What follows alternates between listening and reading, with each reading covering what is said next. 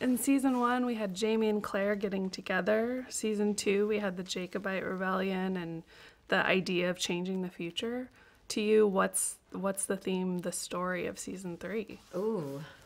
I guess season 3 would be in some way reunions. You know? Yeah. I'm gonna leave it at that. Good. We'll tune in. So you guys are apart for 20 years. How do you keep that flame alive for the viewer and for then you guys as the characters? Well, for the viewer, I think it's going to be quite interesting because in some ways, Claire is the only one who knows that at a certain point that there's a possibility of going back and that there's a possibility of that, I guess, reunion or yeah.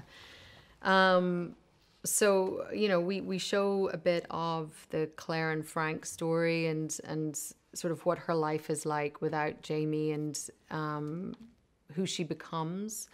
But then once she discovers that there's a possibility of this reconnection or finding Jamie again, then it's very much, you know, it's very much Claire's driving that part of the story to get to him, because for Jamie, he's oblivious, right? He doesn't know that she's going to come waltzing into his shop 20 years later.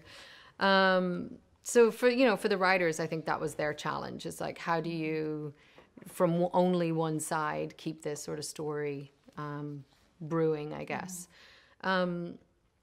And as actors, it was very strange not to be working with Sam all the time. You know, we've obviously spent the last 2 seasons sort of working nearly every day together. And but you know, I had my Tobias time, and I feel like every season we start off with the bit of Claire and Frank, and then we get rid of that, and then we move into the Claire and Jamie.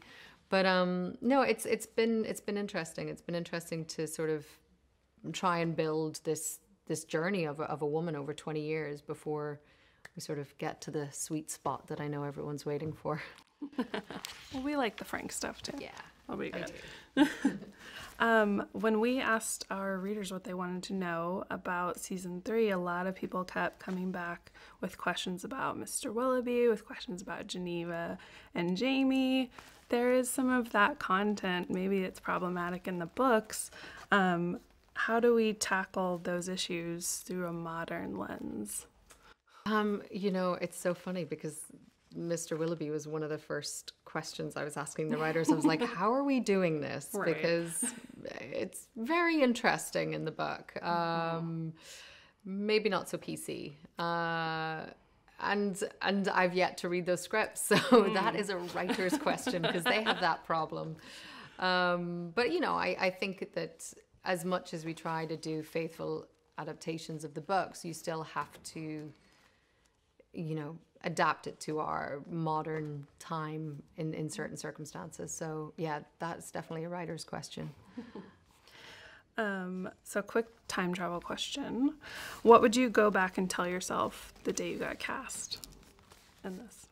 Oh God, sleep. Sleep now, because you'll never sleep again.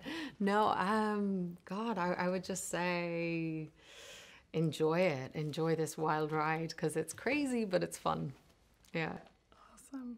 How do you balance your 2016 female sensibilities with Claire in the 60s and then Claire being pushed even farther back? You know, it's the 60s and all of that. I mean, Claire is so progressive for that time. I mean, even for the 40s, I feel like she was very progressive. I feel like the gap between how I feel about things and how Claire feels about things is not, it's not that separated. I think when we sort of encounter some of the more violent or sexually violent scenes that happened back in the 1700s, that's when you're kind of like, hold on a minute, what?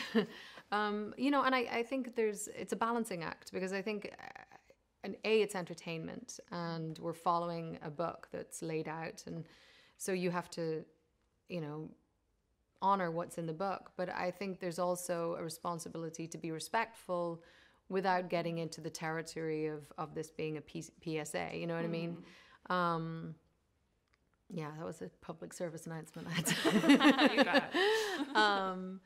So, you know, I think it's always it's a dialogue always with the writers and the producers and then with us. And it's always, you know, everyone wants to get to a point where we all feel comfortable and we feel like we're honoring the material, but also everyone's sort of on board and comfortable with where we are in it. And that's great. I think, you know, we're very lucky on this show. We have such a great open dialogue with the writers and with the producers that it makes, you know, it makes those scenes easy to film once everyone's sort of comfortable with where we are at.